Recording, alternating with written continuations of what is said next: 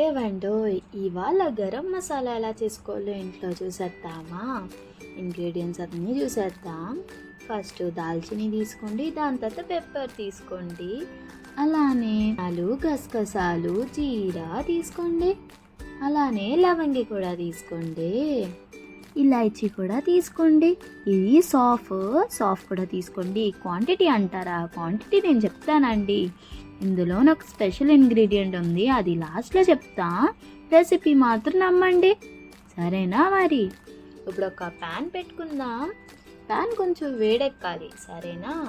వేడెక్కాక ఒక 4 స్పూన్లు ధనియాలు వేసుకోండి. ధనియాలు కొంచెం వేగాలన్నమాట, సరేనా? ఒక 3 నిమిషాల వరకు దానికి బాగా వేగనియండి. అది బాగా వేగాక నెక్స్ట్ ఏం వేసుకోవాలో తెలుసా? ఒక 2 స్పూన్లు జీరా వేసుకోండి. చూడండి, 4 స్పూన్లు ధనియాలకి 2 స్పూన్లు జీరా, క్వాంటిటీ అనేది గుర్తుపెట్టుకోండి. ఇది కూడా ఒక 2 నిమిషాలకి బాగా వేపుకోండి.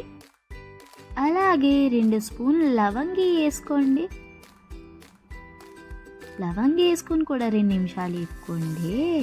చూడండి, మాడుకుంటా వేపుకోండి, చిన్న మంటలో వేపుకోండి. అలానే ఇప్పుడు దాల్చిని వేసుకోండి. ఒక 5 పెద్ద వేసుకోండి, చిన్నగా చింపుకొని వేసుకోండి. ఇంకొకసారి అలా కలపండి. అలాగే ఒక స్పూన్ ఇలాచీ వేసుకోండి. ఇంకా ఒక స్పూను సాఫ్ కూడా వేసుకోండి. సాఫ్ అనేది 2 స్పూన్లు వేసుకోండి, సరేనా?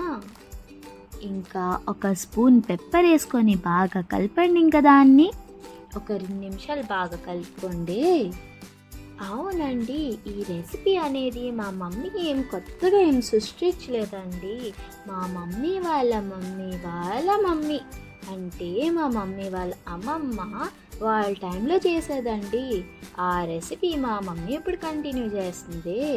చూసారా, ధనియా కొంచెం ఇలాగా చిదికాలి, అలాగా వేపుకోండి.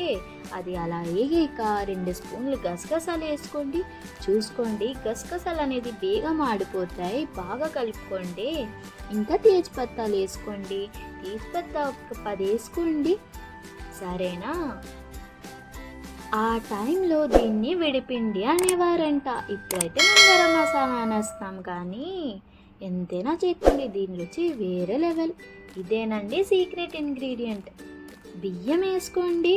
ఎంత అంటారా? నేనున్నా కదండి క్వాంటిటీ చెప్పడానికి. ఒక కప్పుడు బియ్యం వేసుకోండి. కప్పు చూపించా కదండి, అంత వేసుకోండి. రైస్ క్వాంటిటీ కరెక్ట్గా చెప్పాలంటే ఒక పావు వేసుకోండి, సరేనా? ఇంకా బాగా వేపుకోండి, సరేనా? ఇవన్నీ బాగా వేగాలి, మరీ మాడచికండి, లేకపోతే టేస్ట్ పాడైపోద్ది. చూసారా, చిదిపితే బాగా పౌడర్ అవ్వాలి, అంత బాగా వేపుకోండి.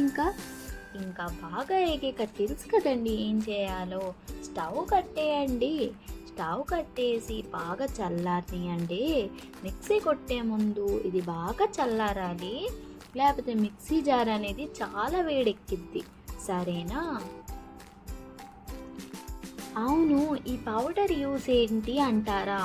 కర్రీస్లో కానీ వేసుకున్నారనుకోండి, గ్రేవీ అనేది థిక్గా వచ్చేది, చాలా బాగుంటుంది. టేస్ట్ అయితే నాకు చాలా ఇష్టం అంటే ఇది వేసాక. మీరు ఇది ఒకసారి యూజ్ చేసుకున్నారనుకోండి, మళ్ళీ చేసుకుంటారు.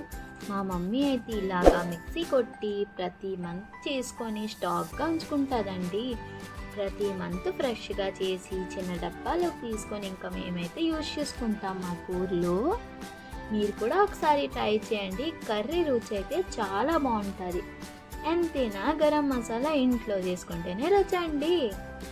సరే, మళ్ళీ ఇంకా మేమైతే చేసుకొని స్టాక్ ఉంచుకున్నాం, మీరు చేసుకోండి, సరే? ఇంకా బాయ్.